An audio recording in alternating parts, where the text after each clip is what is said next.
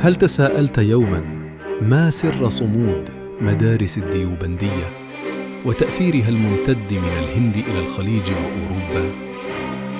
في هذه المدارس لا تدرس العلوم عشوائية، بل يطبق الدرس النظامي، منهج يجمع بين فقه النص وعقل الفهم.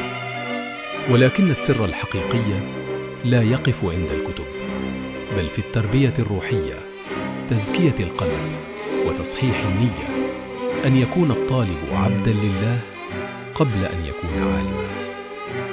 ورغم صرامة المنهج حافظت على اتزان فريد، لا تدعي احتكار الفهم، ولكنها تلتزم بسلسلة العلم والوراثة.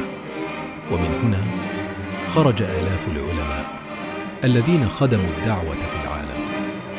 والسؤال اليوم: هل يبقى هذا الإرث قادراً على تشكيل وعينا العربي في زمن يتغير بسرعة؟